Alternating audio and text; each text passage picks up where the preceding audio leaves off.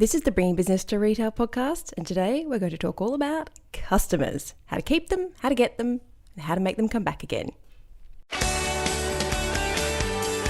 Welcome to the Bringing Business to Retail podcast on SelenaKnight.com. Stay ahead of the competition by opening your doors to business experts so you can learn, grow, and be inspired.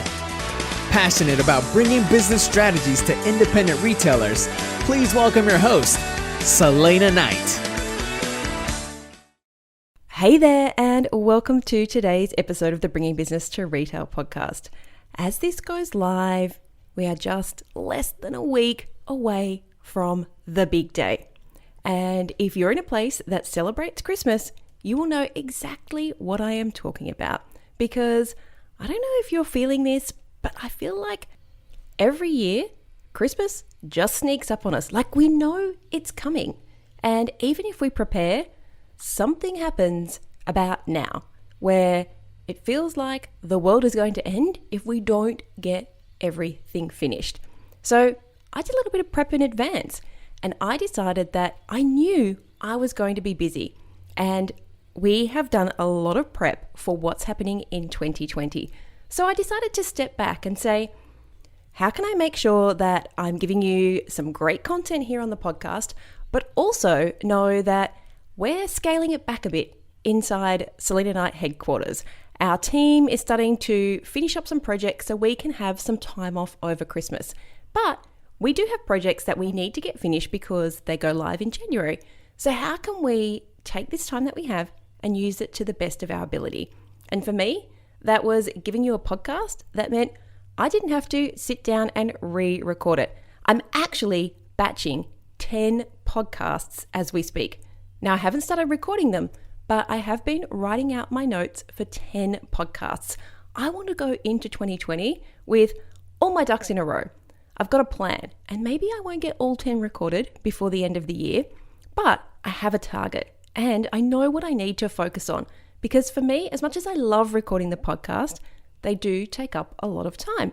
Generally takes me about a whole day to sit down, work out what I'm going to talk about, do a bit of research so I have some stats or I have some examples, find the time to sit down and record it, because sometimes that's the most difficult. Because I work from home, I have to make sure it's not garbage day. And I have to make sure that my neighbors aren't drilling or chainsawing or jackhammering. And sometimes I have to stop because the courier driver turns up. You know these things. If you work from home, you totally understand it. But I could have an office. I actually own an office, which I rent out. But I choose to work from home because I love the flexibility. And I'm super excited as I go into 2020 that we have actually mapped out our first 6 months. We know what is going into the Retail Collective, our membership portal. We know what we're going to be talking about on the podcast. We know what kind of offers we're going to be putting out and even when. And we've been in this position before, which is great. But sometimes life just gets in the way and the wheels fall off, which if you listen to my episode about 2019 being my year of failure, you'll know that we put a lot out there this year. So some of that planning that, even though it's not my natural forte, some of that planning kind of flew out the window. So it's been really nice to finish up 2019, not 2020 yet, finish up 2019 with a good, solid plan and knowing that we already have content ready to go out for you. It's just, I don't know, I feel like it's a really nice way to close out a year and know that when we come back in 2020, it is like all guns blazing and both feet on the ground. So today I actually have a really fantastic podcast with you. It is a podcast with you or podcast for you. I think it's a podcast for you. And it is a podcast that I recorded with the awesome Tracy Harris, aka Mums with Hustle. Now guys, if you want to get your social media sorted, you seriously have to go and check out Tracy Harris. She's got a podcast, funnily enough, called Mums with Hustle. She's got a fantastic Facebook group, funnily enough, called Mums with Hustle. And she does great social media, particularly Instagram courses. So if that is your jam and it's something that you need help with, I strongly recommend to head over to Mums with Hustle and check out Tracy's courses and her podcast. Make sure you subscribe to her podcast and check out all of the fantastic things that she has available. So in this podcast with Tracy, I talked all about customers, how to retain customers, how to acquire new customers, key strategies to unlock cash flow. Like, we talked about so much stuff. So I feel like this is 3 episodes jammed into one. And I really hope that you are going to love it. So seeing as this is the last time that I'm going to be in your eardrums before Christmas, well, depending on which country you live in, because if you're in Australia, the next podcast goes live on Boxing Day. If you're in America, it'll be on Christmas Day. I'm guessing you shouldn't be listening to podcasts on Christmas Day. So I'm guessing that next time we chat, it is going to be Christmas, is going to be over. So a Merry, Merry Christmas if you celebrate the holiday season. From myself and my family and my team, I hope that you have a fantastic day and you just have a chance to sit back and enjoy it and just bliss out and take some time to know that the end of the year is here and it is your time to just chill out and relax and reflect on all the things that have happened. So let's jump into today's episode with myself and Tracy Harris from Mums with Hustle. Selena Knight is a retail strategist who loves to work with independent retailers.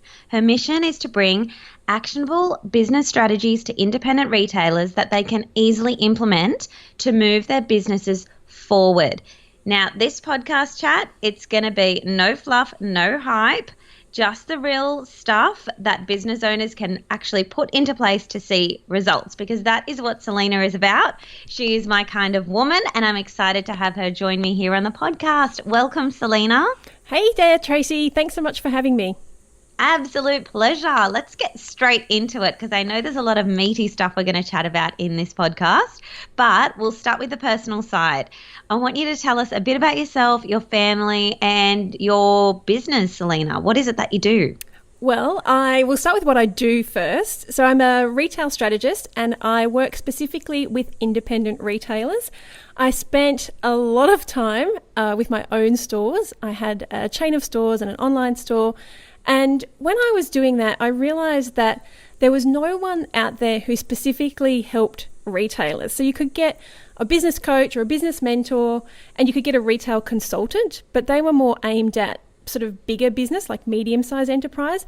But there wasn't anybody out there who could help me to just grow, what was a small business that I created myself into a much bigger business.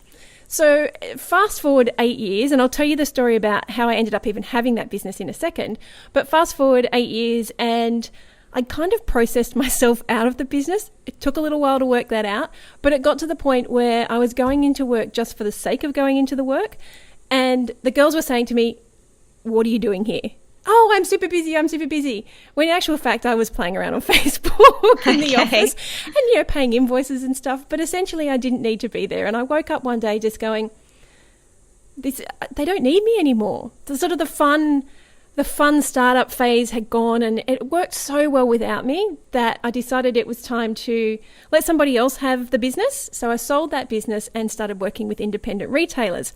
But there's a little bit of not a funny story, but a little bit of a story behind how the business started up, which is I am still very, very passionate about the earth and sustainability. And I knew that when I had my baby, who's just turned 8, that I wanted to use, ethical products. I wanted to use reusable nappies. I wanted to use, have baby carrier. I wanted products that were really good for their skin, that wasn't full of petrochemicals. And bearing in mind this was 8 years ago, that stuff didn't exist in retail stores. Like, you could buy it online, but you just couldn't buy it in a retail store. So like most people, nearly every retailer I meet, how did you start your business? Well, I really loved this thing and I couldn't buy it anywhere. I was exactly the same. Yeah. So I decided to leave my government job and open up a retail store selling sustainable baby products. And I was the only person in Sydney who was doing that. And I eventually grew that business and, made it quite big, and then sold it off. But the catalyst was the little baby. And I talk about this quite a lot because when you look back, you can see those sort of pivotal moments in your life. And totally. On her first birthday, literally her first birthday party, we were painting the shop because we had given ourselves 3 weeks to renovate the shop and open it. So on her first birthday, I got a cake from the bakery next door. I took her across the road to the beach with my family and said, here, she's yours. It's her birthday. We'll be painting. Just give us a call when you're finished. Looking back, it horrifies me. You know, the whole mummy guilt kicks in. But at the time, I was so driven to make this thing succeed that I was like, you guys never get to spend time with her. I get to see her every day. She's yours. Yeah. She doesn't know it's her birthday. No. And, you know, I did spend way too much time working in those 8 years. So one of the things I'm really passionate about now is giving people hacks and systems that gives them time back in their life so they can spend it with their family and their friends. Which is why we all start our business, Selena. Oh, yes. Oh, okay. So now you've figured all that out. You're giving people the success path, basically, is what I'm hearing. Yeah. So I got asked recently, why do you do this? And it took a little bit of fine tuning because I'm not very big on the feeling side, and I worked out that the reason I do this is because I don't want other people to have to go through the pain that really big mistakes cause. If you had somebody who could have given you some easy advice, like the stuff that I wasted a lot of time and a lot of money on, now that I look back, you know, that's stuff that is kind of basic. I say that, but you don't know what you don't know.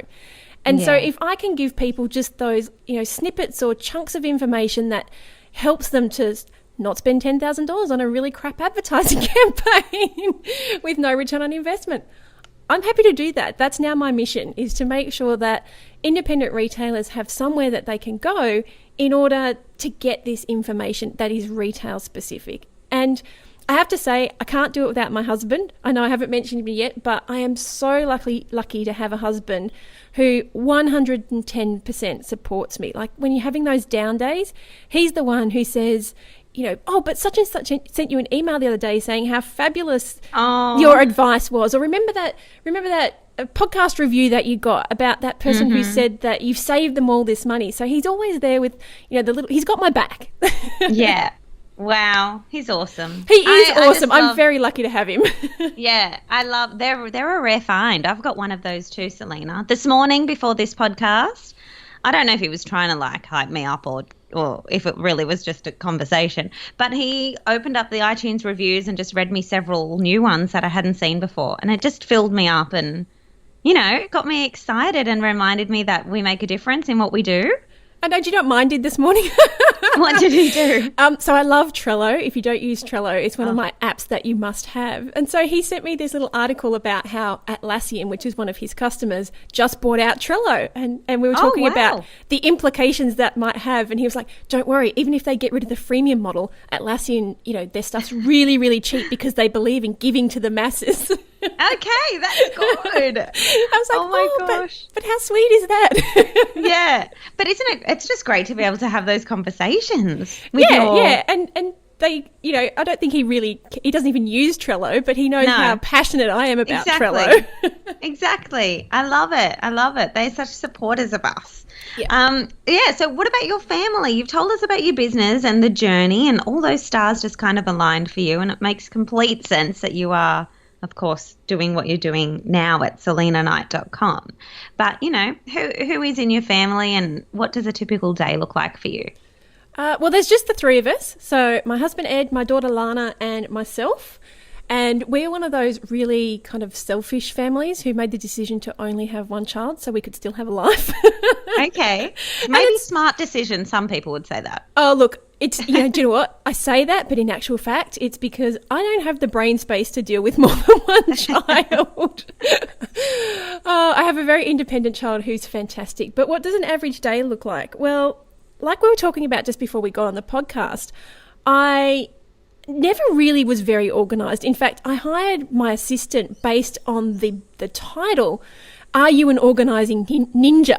Because I need someone who keeps me in line. But when I started working out, you know, like we were talking about, when you start realising that you only have set number of hours in the day, and I'm really good at procrastinating, I started to theme out my days almost. So I do, podcasts 2 days a week, and I do admin 1 day a week, and I do, different things. So I have clients on certain days, and I make sure those client days are only 2 days a week. So I find that I get my energy from people. Like, I'm a really extroverted person, pretty obvious given how much I like to talk, but I really like to draw my energy from other people. So I always make sure I do podcasts on Friday, because I end up on such a high for the weekend, because when you when you do a podcast, so much information comes out, and your heart just swells. You're like, oh my God, this is awesome.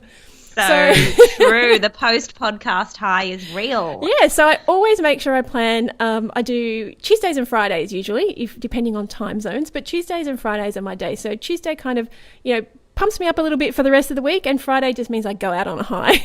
Yeah.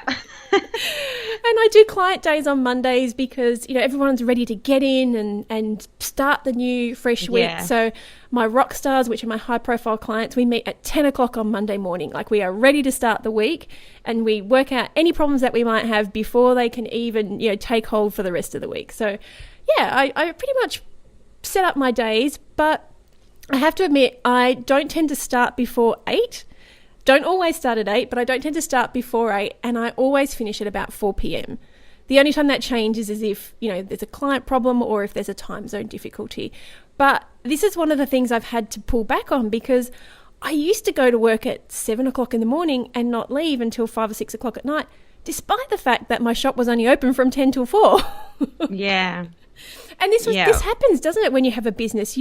Totally. You get so bogged down in it.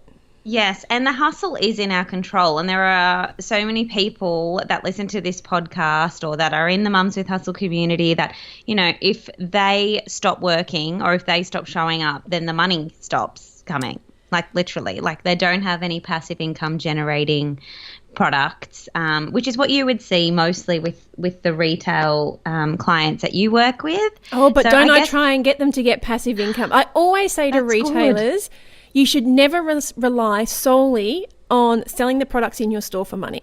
Never. Yeah. I know it sounds strange. Where else are you supposed to get that money? Mm-hmm. But depending on the type of business that you are, I can guarantee you that there are at least 2 other places that you could be bringing money in that don't cost you anything. Yes. I love that. So is that something that you go through in your academy? Because I know you have an academy, Selena, where you help these retailers I guess, do all these things that you're talking about, avoid all the pains and get to their place of success much quicker than if, they were to pursue that on their own. Yeah, so we do talk about that in the Boutique Academy, but it's something that we it's one of the first things we dive into with my rock stars, my mastermind clients, because I have a much more intimate knowledge of their business, so I can see straight away. Whereas the Boutique Academy, I'm more than happy to work with people to try and work it out. But it usually comes to you because as you're going through the course, you start to realize places in your business that you're not making the most amount of money from, that you really could be using much, much better. Okay. Oh, that's cool. That would be like major aha moments for people going through I'll just give you one example. So one of my retailers has a homewares store, and she's going to be hosting workshops in her store. Simple. She doesn't have to do anything. She just provides the space, and somebody's actually paying her to come in and use that space. And on the plus side, the people will buy her products while they're there. Oh, she was probably like so happy, massive smile when I don't know if that idea came to her herself or if you kind of planted that seed there or. Oh no, that's one of the things that we came up with. Quite simple. That's brilliant. And she doesn't have to do the work. She just puts it out there, and people come to her.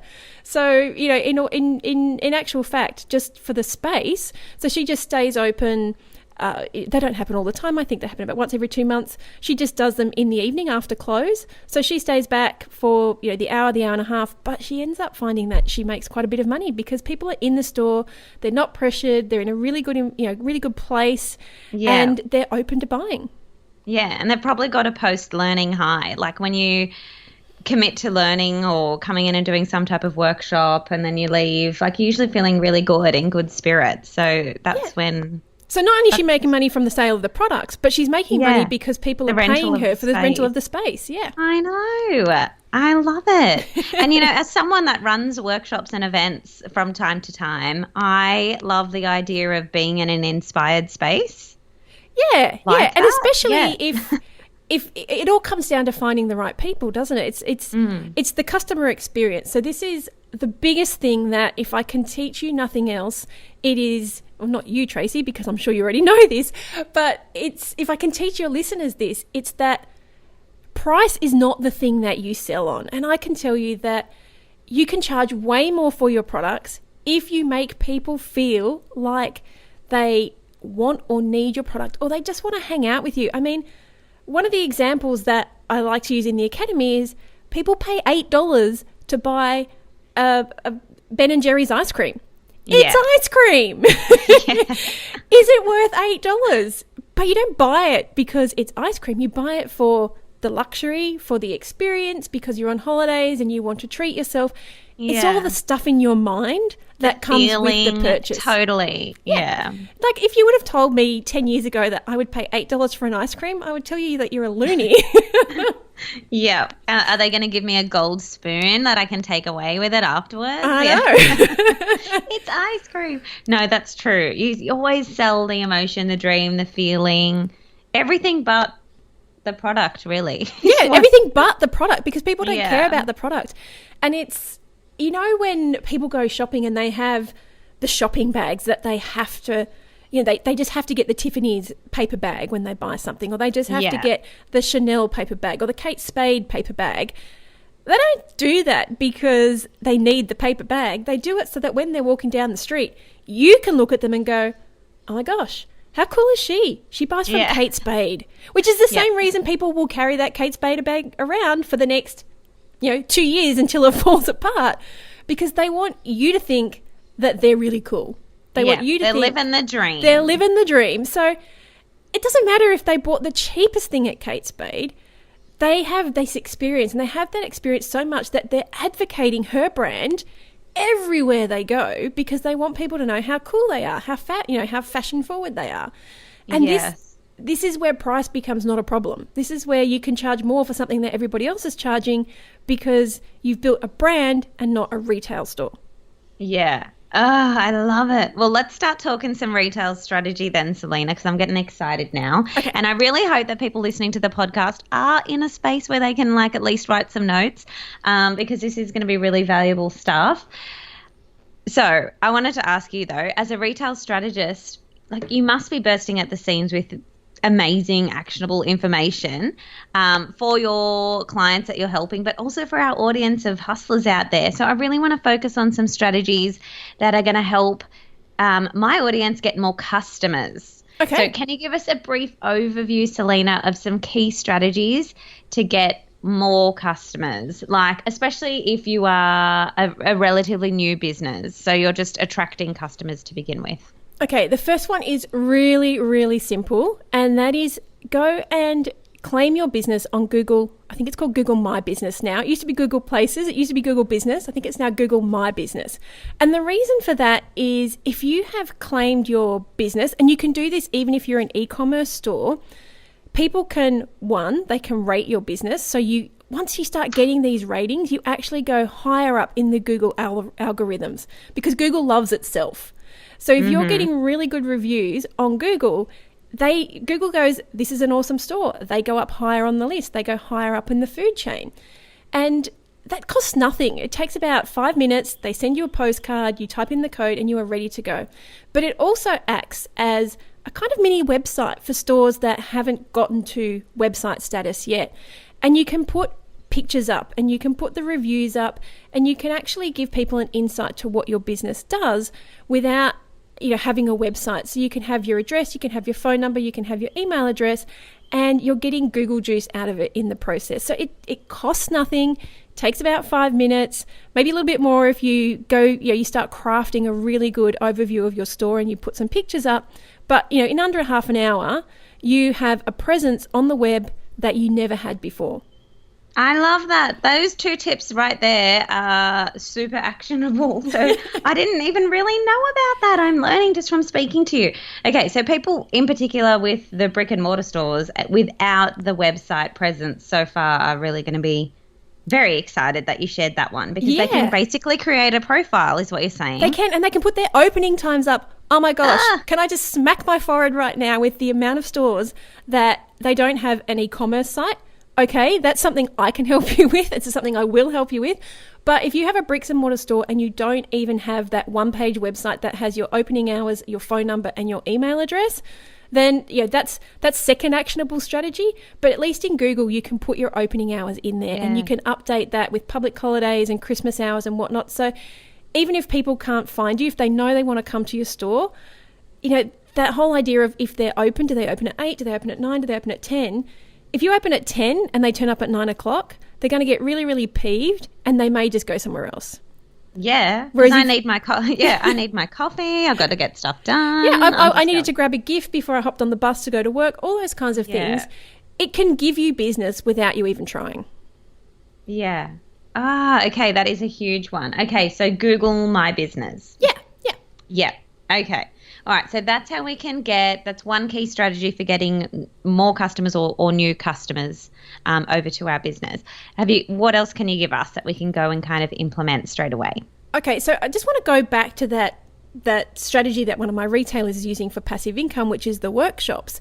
So if you're an e-commerce business, you could potentially look at hosting a workshop in a retail store that is complimentary. So they don't obviously stock your product, but the person who goes to that store is likely to want your product as well. So, for example, you could take a skincare brand into a homeware store if they don't sell skincare, because it's likely that the people who are buying high-end homewares are probably going to like really nice skincare. And this is where it becomes a win-win situation. So the retailer gets to offer their customers something that nobody else offers, and the e-commerce person gets to have access to customers that are highly qualified because you already know that these are the top customers from this retail store that have been invited for the evening or the day, and they get access to top quality customers and they get to sell their product as well. So for both of these people, for the bricks and mortar store, I say start putting it out there to find some online people who can come into your store and potentially show their products. And for e-commerce people, try and find a retail store that has complementary products where you can go and not even do a pop-up shop. I like to say a workshop or an event because it's something that both sides are going to work well with. And it doesn't just have to be retail stores. One of my customers in America, she actually started working with a hairdresser because she was in a small town and she knew that all of her customers were going to this hairdresser. So she went over to the hairdresser and said, I would love to run a session for your customers. You just give me your top 10 customers and I'm going to run a session on, I think it was how to dress for your body shape. And for the hairdresser, she was like, well, this is awesome because it's not costing me anything and I get to treat my top 10 clients with this event. And for the retailer, she got 10 highly qualified people to come to an event and all it cost her was, an hour of her time, some nibbles, and she sold so much stock. So, start thinking outside the box when it comes to who you're going to work with and where you're actually going to work. I love it because I'm all about collaboration and working with other people and building relationships, purposeful relationships that are mutually beneficial and help each other grow and lift each other up. And these suggestions and examples that you're providing us with here, Selena, they are like right on the money. They're so good. Like they're, of course, going to help people increase revenue and experience that monetary success, but also in relationships. And I think that's so important. I'm loving what you're saying. And it's the relationship that sells. It's always about how your customer feels. And if that customer, so the hairdressing customer, they've been treated to this event on how to dress for your body shape, as if they're not going to tell all their friends about how awesome their hairdresser is to set them up with this free night. Exactly. It's word of mouth. It's advertising that costs nothing. Yeah. And it makes people feel good. It makes people feel good. So I'll give you one more because I have so many resources over at selenaknight.com. I do a weekly podcast and a weekly TV show. The TV shows are just little 5-minute snippets of things that you can go and action. But one of the things that one of my rockstar clients did just before Christmas was, she is an e-commerce retailer. So she joined up with 9 other e-commerce retailers and said, I want to put out a luxury gift guide for Christmas. And so each person sent in the images for one product, and she collaborated it all, but they all sent the gift guide to their customers. So she got access to 9 other customer lists for the hour that it took for her to compile the gift guide. In fact, I think she outsourced it to a graphic designer.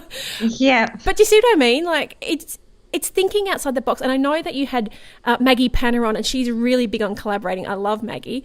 Yeah. And this is where I keep saying to people, you can advertise without spending money. And that's those first places that you should be going to if you're just starting out, or if the budget is running thin. Think outside the box. How can you get access to other people's customers for free? Yeah, let's keep talking along the lines of free here, because a lot of us are just startups in the Mums with Hustle community. So can you give us some advice, or again, some actionable tips on where we should be spending our precious marketing dollars when you don't really have many dollars, with the focus being on, getting wider exposure? Yeah, okay, so let's talk about free first. There's a few strategies that we just talked about, the collaborating, doing workshops, doing gift guides, those sorts of things. But one of the things you need to be aware of with free is free does come at a cost. Free comes at a cost because somebody has to put in the time and the effort. So you need to weigh up how free is free.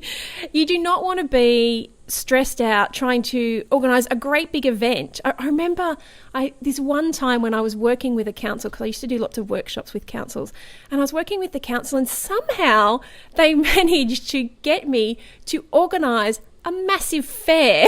And it just eventually, first of all, it was a workshop, and then it was a little bit bigger, and then by the end of the conversation it had turned into this massive full day fair on sustainability.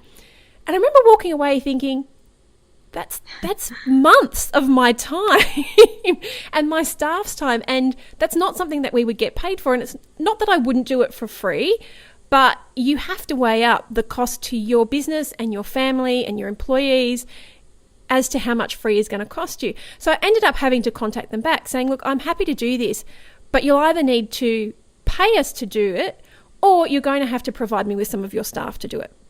So free always comes at a cost, and sometimes that cost is perfectly acceptable. An hour of your time here, a few emails there, a couple of phone calls, all good. But don't get roped into, something like hosting a massive event that's going to take days or weeks or even months of your time on this guise of business exposure. Yes. Because you can people get taken advantage of. Yes. Yeah. I understand that. Okay. Yeah. And so many people just use this business exposure as an excuse to get free. And if you can justify free working for both parties, like the examples that we've already used, that's fine. But don't go taking advantage of somebody else. Yeah. And we see it sometimes with small businesses wanting to gift larger or medium influencers with a product.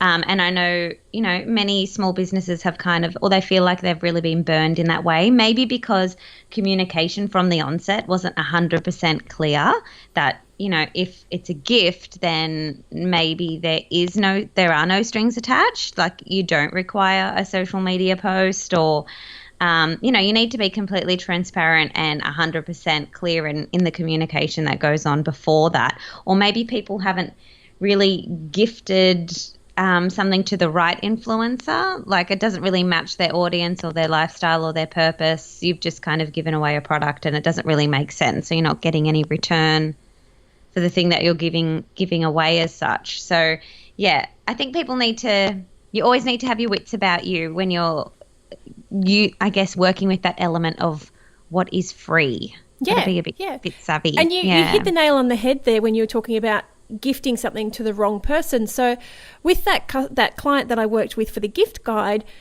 we made it very, very clear who the target market was. She knew who she was selling to down to a T. And we said, this is the person we're selling to. And she rejected a lot of products because she knew that it wasn't what her client was looking for. And if her client wasn't looking for that, then their client wasn't looking for her product. So she ended up with about 20 submissions and chose 9 out of those that she felt would be equivalent with her brand and with what her customer was looking for. So that's one of the things in terms of the question that you asked me about where should you spend your marketing dollars is being so clear. Like, this is business 101, and you will hear this on every podcast and in every business book and every course that you ever do is know who you're selling to. Yeah. Now, can I on a way deep level, though. yeah, like can I give you an hardcore. example?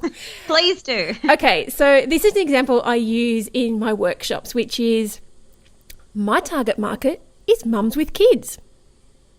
At which point, I then dive into this great big infographic that says, okay, so is your mum married? Is she divorced? Is she single? Those are 3 different demographics. Does she have 1 kid? Does she have 2 kids? Does she have 3 kids? Because the single mum with 3 kids has a completely different mindset and demographic to the divorced mum who maybe has week on, week off and has 1 kid. And does she work? Does she work because she wants to? Does she work because she has to? Does she drive? You know, does she use a Mac or does she use a PC? Because when you put each one of those factors together, if you are marketing to the woman with 2 kids who works because she wants to, she drives a Porsche Cayenne and she has a really high disposable income and goes on lots of holidays and uses an iPhone, where you're going to target her is so completely different to the single mum who works because she wants to rather than has to for whatever reason and has 1 kid and maybe leads quite a nice lifestyle. But she's going to lead a different lifestyle to that first person. So if you're trying to target the first person, let's talk about Facebook ads. You can choose whether you just want to target people who are using an iPhone. So if you know that your person uses an iPhone, then just use that, because all of a sudden you have just closed that net down to marketing to people who you know are your customer. But totally. And then you can even use the language that they use. Yeah. But knowing who you're selling to and not just mums with kids. Anyone who ever tells me that I sell to mums with kids, I say to them, right, so am I going to reach down the phone now and slap you across the back of the head? Give it to them straight. And no, it's true, because I think it is one of the biggest mistakes or oversights. People in business kind of, I don't know, maybe they don't know that they need to go to that level of psychology or lifestyle, or maybe it's just not glamorous, or it's not a super sexy exercise to sit there. It's hard. That's what it is. Yeah, this is why no one wants to do it. It's because it's hard and it takes time and you have to think about it. And then the next step is you worry that if you just target this one group of people, no one else is going to buy your stuff. Yeah. No, that's the opposite. It's going to bring everyone. Yes. Okay. Oh, so don't get me started. When you're talking about gifting and gifting the wrong people, let's say you gifted something to, I am really bad with current trends in terms of celebrity. So I'm going to go with Kim Kardashian because everybody knows her. If you manage to gift something to Kim Kardashian, she has a certain type of follower, right? Yeah. It's not me. I only know about her because she pops up everywhere. I can't even tell you what her child's name is. I can tell you she's married to Kanye West. She's got a big butt. Okay. She has big boobs. It popped up on the Sydney Morning Herald today that some jewellery had gotten stolen. I didn't know about that. So if you want to target me, don't be gifting stuff to Kim Kardashian because I am never going to see it. That's true. And she probably wouldn't even do a social media post about it if she knows that her audience will have a bit of a disconnect. Yeah. I do like Kim Kardashian. I'm just going to say that. But you can like her. Yeah, no, I just think that whole family, they're serious hustlers, and they're all pretty much all of them are biz mums. You know what? She's like the new version of Kate that was married to the Packer. Kate Oh, see, I don't even know. I'm not. You're a bit younger than I am. I'm not their avatar. Yeah. But she was known for being a socialite, which is exactly what, she's a reality. Kim Kardashian is the modern day equivalent. She's a reality TV star who is famous for being famous. Yes. Yeah. So, if you gave me someone who was a little bit more down to earth and was passionate about sustainability and had some product, I got a much higher chance of actually seeing it because I'm following that person on social media. Exactly. And if you've sent the wrong product, so you were talking about, go with Kim Kardashian. If you send her a reusable nappy, she's probably going to look at it and go, ew, what do you do with this? Yeah, definitely not. So lining up. She's not going to use it, Selena. No. She's not going to post about it. And then you're going to get the dirt because you've spent your time and your money and you sent her something and you got nothing out of it. So knowing the end customer of that celebrity or the influencer is so as important as knowing that celebrity and influencer. And I can say that if you're not following that person, there's a pretty good chance your audience isn't either, because generally speaking, our audience is a slightly bigger version of ourselves, or where we want to be, or where we have been. Too true. Really, really good advice there. So, if you're listening to this episode and it's you're having some aha moments, or you're connecting the dots, or you're wondering what the hell are we talking about, quite often on the podcast and on the blog, we use the term avatar or ideal customer, and that is pretty much just putting a label on what Selena and I are talking about here. So if you've heard us talk about those things, that's what we're talking about. We're talking about that ideal customer or the target audience, which is really, really important because, as you said, it will make you so much smarter about where you spend that marketing that money, or who you gift things to, and even the language that you use to kind of connect with your audience or your new customers, and also help you build a relationship with the existing ones, which is what I wanted to ask you about, Selena. Having your own business, it can be hard because you don't have that, a lot of the time, you don't have that steady income flow that you would if you worked for someone else. And that can be a very scary thing, especially when you have little people to feed and, you got to keep a roof over their head. It would be nice to have some level of, I don't know, what's the word? Stability? Recurring revenue, stability. Yeah. So, what are some key strategies or advice that you can impart, on us as to how can we retain the current customers that we do have, and how can we motivate them to purchase again? Because the money is in the returning customer. Oh, yeah. And that's like the number one easiest strategy that you can implement today. Like you can open up your store today and go, today I'm going to make more money. And the way I'm going to do that is I'm going to sell something to my customer who comes in that is actually worthwhile to them. So I've put together this 5-day Supercharge Your Sales challenge. And this is just one of the simple strategies. It's free. I'll give you the link to it. You can go and sign up. But one of these strategies is, I call it upselling ethically. Now, I am so against just selling people crap for the sake of putting money in your cash register. So if I can give you a little story, it is about this pair of 9 West peep toe wedges that I bought. And I'd been looking for this kind of shoe for ages. I was over in America, saw them, loved them. They're a nude. I say they were. I haven't worn them for a very long time, but they're still in my wardrobe because I refuse to give them up. So they're like a tan patent leather, and I was just thinking they will go with everything.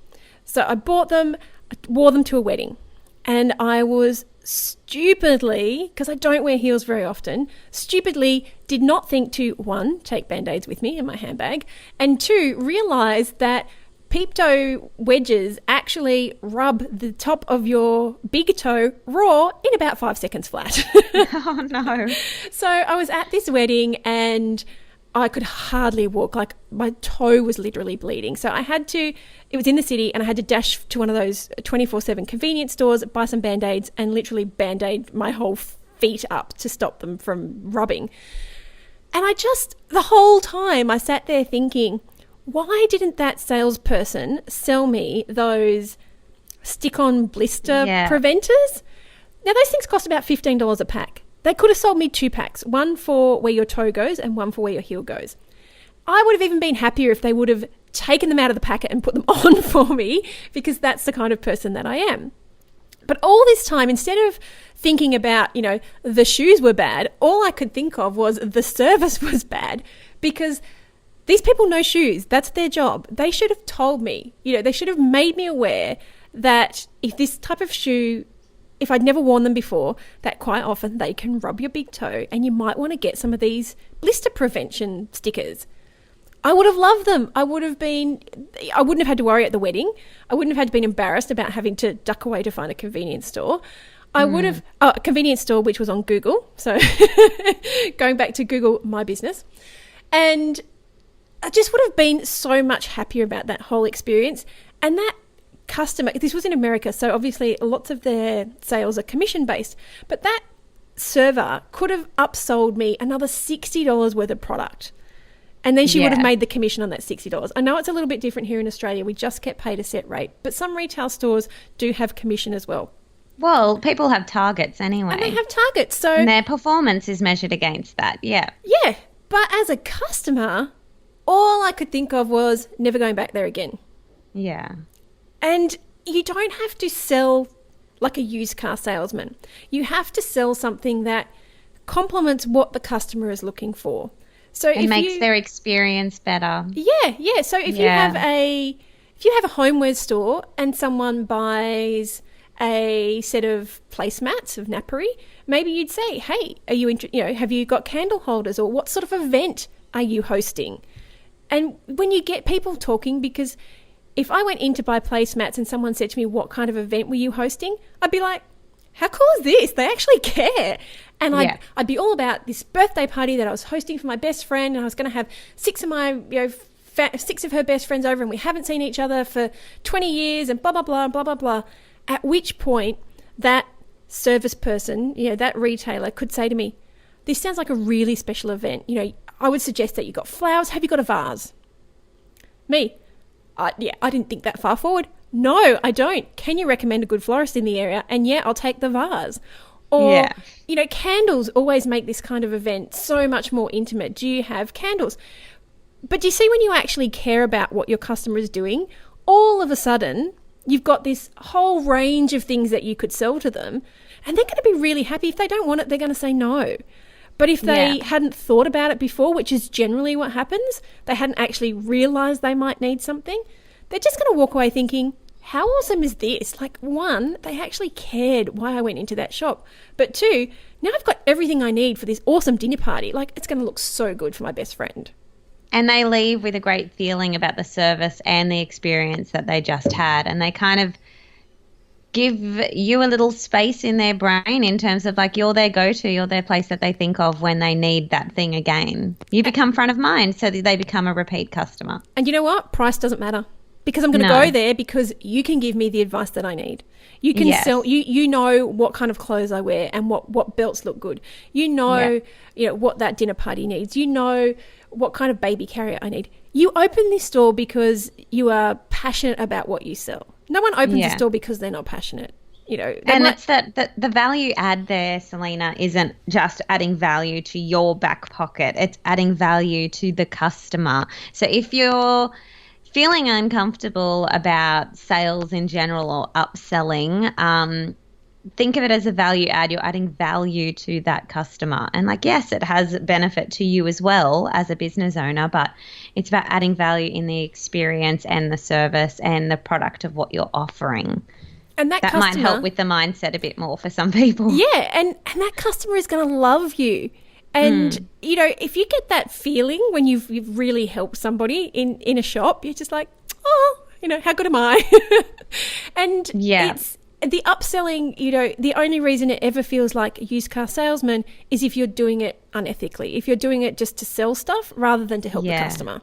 And people can smell that a mile away, can't they? They can smell desperation. Yeah. So just connect on an authentic level, which is, it's hard for people, I guess, in a brick and mortar setting if they're a bit introverted.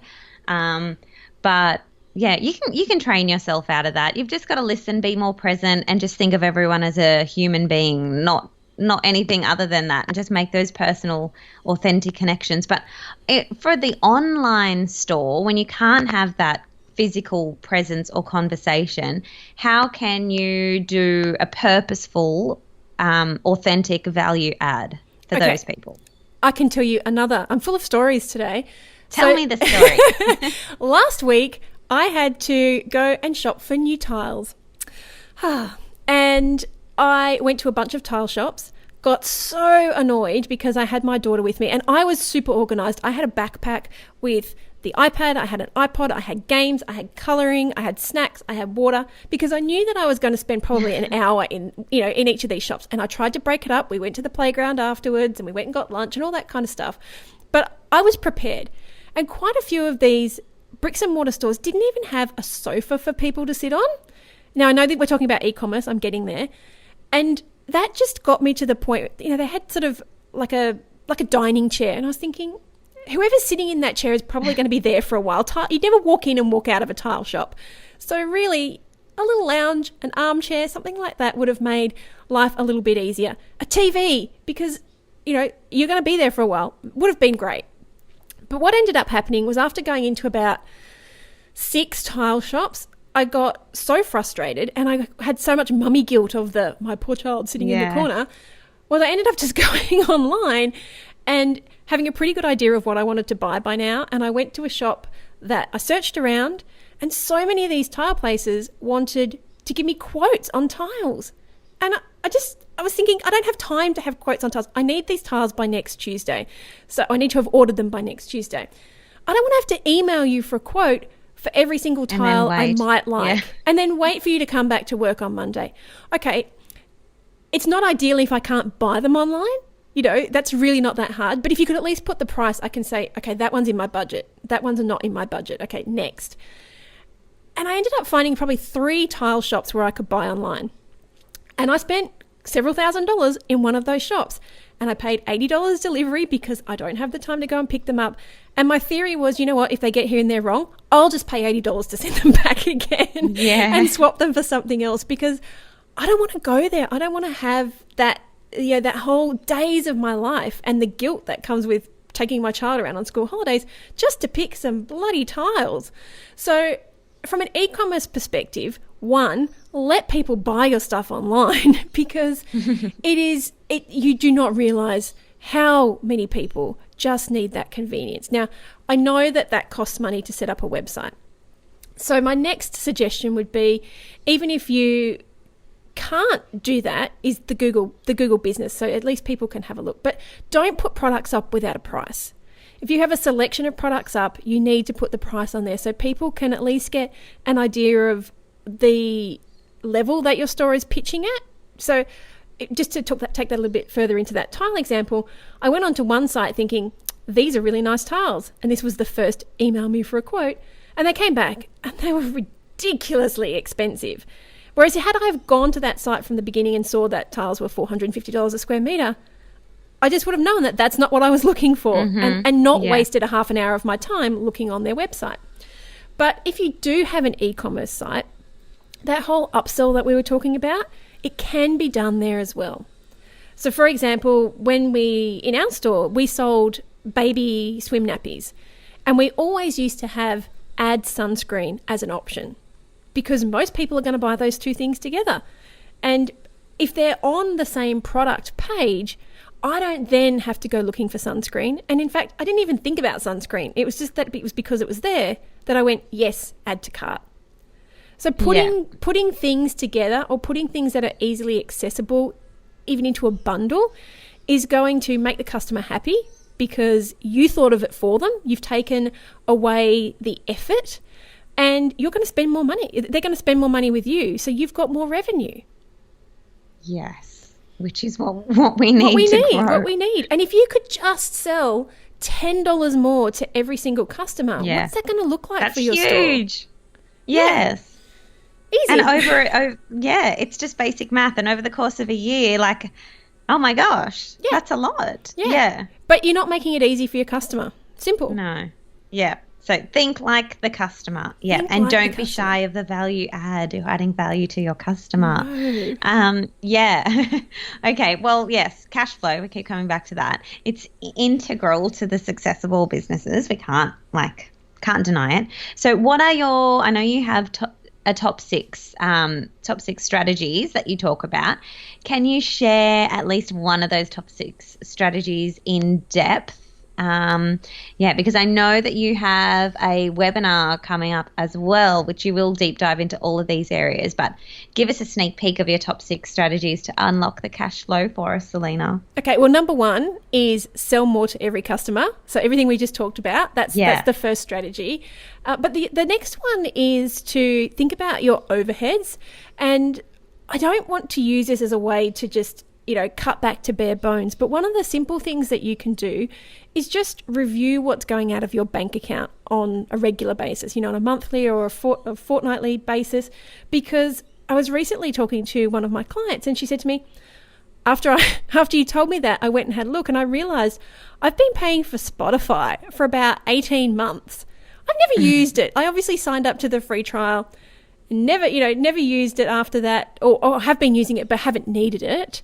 And as a result, she had, spent something like $250 on a Spotify premium that she'd never ever used or needed to take advantage of.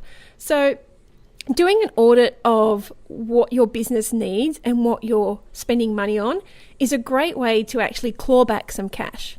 But I always say, don't use this as a way to cut back everything, because it's not about slashing and burning. It's about working out what's right for your business right now. And the next simple thing is to look at your merchant fees.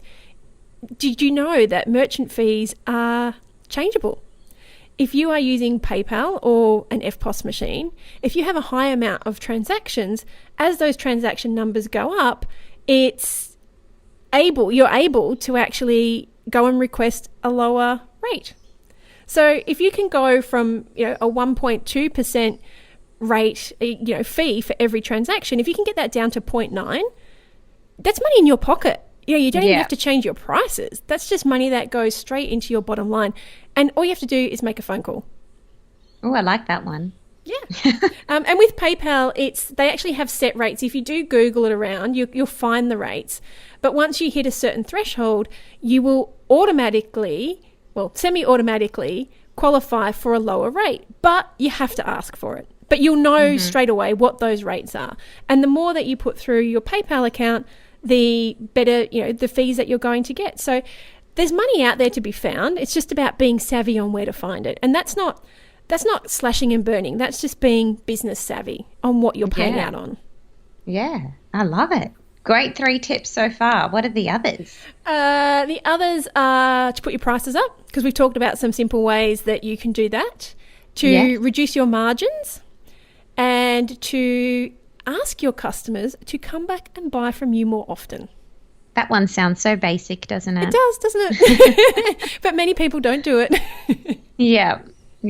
And when you're an online store, I'm seeing a lot of people, because clearly I'm a very busy mum. So I do most of my shopping online, and I love that I get, a thank you card and that invitation to return again, even a personalized code to return again and maybe get 10% off or some type of incentive and thank you or surprise and delight always comes with my purchase. And I love that. So I just recently did a TV episode called The Most Effective But Least Used Page on Your Website. And it is all about how you can use the post-purchase thank you page, because so many people just have a page that pops up that says, thanks for your order. But what can you put on there? What can you put on there to actually either increase that customer experience? And I'll give you the link and you can pop over there. You can see all the things that you could put on there. But you could put your email sign up if you don't have the automatic sign up before you go through checkout, or you could put a how-to on the product that they ordered. There's so many things that you could put on there that actually enhances the customer experience rather than just thanks for your order. Yeah. These people they've already spent money with you. They are ready to come back and spend it again. So make them feel loved. It's another touch point. Yeah, make them feel loved. Costs you nothing. Don't waste the opportunity. Yeah. Oh. Well, thank you. That was like 6 really great, and great tips. So I know that you do deep dive into those more in the webinar that you run, but we'll talk about that a little bit more at the end for people who want to jump on and score some more information.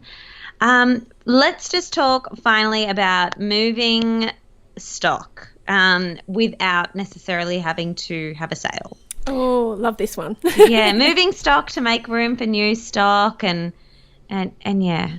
What can you tell us about that whole thing? Okay, How can we do it?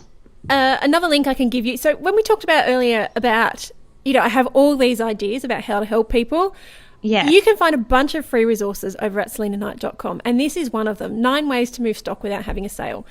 And it's just simple things, again, taking that customer experience and using that as a way to move stock. So just simple strategies like, bundling a group of products together that sell really well. So if you have, shampoo, conditioner, and a hair treatment, if those aren't moving in your store, bundle them together. You can discount it if you want to slightly, but you're not doing 20% off every single product. You might do 10% off the bundle. Or you can buy the shampoo and conditioner and get the hair treatment as a free gift.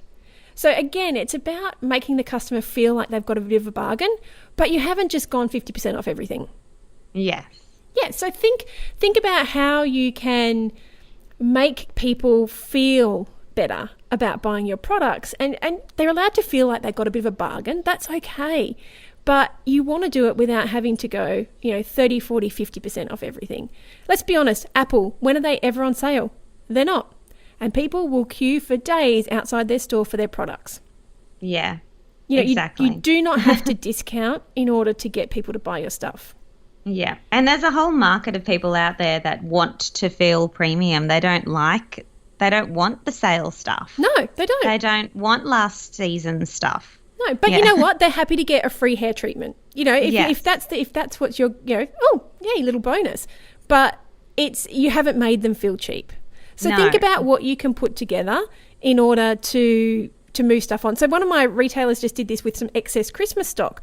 So she had these beautiful handmade Christmas baubles. So 1 week out from Christmas, she had them on the counter, and it was spend more than, I think, $100, get a free bauble. So she was moving the stock out, but someone had to spend $100 to get it. So for her, it was all made up in the fact that they'd already spent the $100. She wasn't losing any money by giving it away for free. Yeah, I love it. And I imagine all the baubles disappeared. All the baubles went. Yeah. And people, she did say, people who would go and buy one more thing to get to the $100. Yeah. Oh, well, I mean, I can think of a bazillion times I've done that. That's me. I'm that person. Free shipping, anyone? Yes, free shipping. That's me. Bundling, little rewards and incentives. I love it. Yeah. Yeah. Well, how many times have we all popped that extra thing in the basket to get to the free shipping amount? Heaps. I actually just, when I'm online and I'm shopping, I'm looking for bundles. I'm looking for, opportunities to kind of save myself, or rather than coming back later and doing another order and having to pay for shipping, I may as well get a bundle, you know, and spend, increase my average spend myself just to get out of it with what I feel like is a better deal. But so I'm actively doing that stuff. I know it, and it works on me, and I love it. So, well, the retailers you're shopping with love you. Yeah, I am their dream avatar. There you go. Well, Selena, you have given us so much value in this interview, so many things, and you've mentioned several links to great things. So once you get those to me, I'm going to pop those up in the show notes for people to go on and explore, because I know that through you, they're going to have access to some really, really great free content. And, for a lot of people just starting out in their small business, that's where they need to start. And I know there's no compromise on the quality of the content that you're sharing. So we'll make sure that we put those links up in the show notes. Everyone needs to check that out. But, before we wrap it up, Selena, just tell us what's coming up for you, and where can we go to find you and learn even more, especially those retail businesses? I'm sure they're going to want to hear more from you. Well, my plan this year is to do a lot more live events. I did a couple last year and absolutely loved them. I flew over to America and did some workshops over there, and I did a whole bunch in Sydney and in Melbourne. So my plan is to do more workshops. We're just working out the dates right now, but they will be on the website probably by the time this goes live. And to just get, I love doing content. So, just putting out some more stuff for retailers to use to grow their businesses. There's not a lot. I'm trying to cut back on how much I work, because having spent so many years doing 10, 12, 14-hour days. Yeah, day in, day out. Yeah, it was sort of about 3/4 of the way through last year. I got to the point where I just sort of thought, you're working because you want to rather than working because you have to. So now I'm being a lot more mindful and focusing my attention on what needs to be done rather than doing that procrastination work. Yeah. And I've handed a lot more off to my assistant this time. We just had our first meeting for the year, and he is so happy to take on a whole bunch more. But yeah, I want to do it because I want to focus on actually going out there and meeting real retailers and working with those premium clients that I have. Okay, so everyone can keep in contact with you and what's happening by heading over to selinaknight.com. Is that correct? That's correct. And if you are a retailer, feel free to come and join the Bringing Business to Retail Facebook group. It's just a free group where we talk all about retail. Oh, well, there's going to be a lot of people that need to join there. So I hope you have some admins letting people in quickly. We do.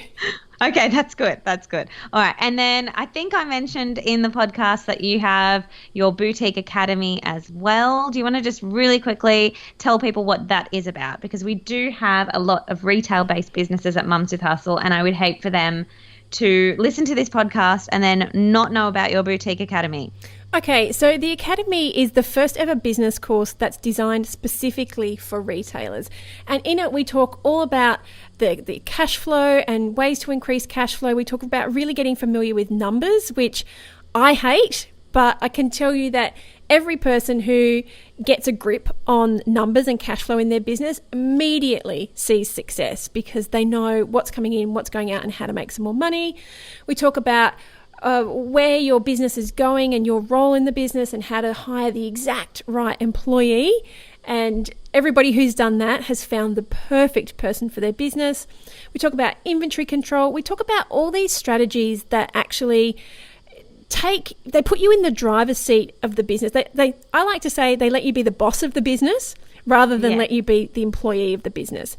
And in just 8 weeks, you can have a massive mindset shift and a massive strategy shift that will actually allow you to work less and earn more and actually know that your business can be on a path to the success that you've always wanted it to be. It's actually achievable, because when you first start out, everything seems so overwhelming. You just don't know how to get to this place that you envisaged for your business because you're so busy working in the shop, packing orders, trying to work out where to advertise and dealing with customer returns and all that kind of stuff. So we put some strategies in place that actually allow you to work out how you're going to fit those in and where you're going to fit them in, what you're going to outsource, how to outsource, and let you take control of your business. That all sounds so good, and I love that it is like designed specifically for retailers, because you're right, there's a lot of business coaches and great programs out there, but if you are specifically a retailer, then this is the one that you may want to jump on and consider and have a look at. So that's just also over there at selinaknight.com. Amazing. Thank you so much, Selena. Thank you for having me on the show. I hope you enjoyed this week's episode of the Bringing Business to Retail podcast. You can find all of the show notes over at selinaknight.com. If you found something that you heard today particularly useful, I'd love it if you could leave me a review on iTunes or Stitcher. And of course, feel free to share this episode with someone that you think could benefit by listening to it. Want more retail biz strategies? You can watch the Bringing Business to Retail TV show, where each week I'll answer a question or provide you with a simple, actionable retail biz strategy that you can implement in your business right away. If you have a question or a guest, I'd love to hear from you. Drop my team an email at podcast@selinaknight.com, and I'll see you on the next episode. Have a great week.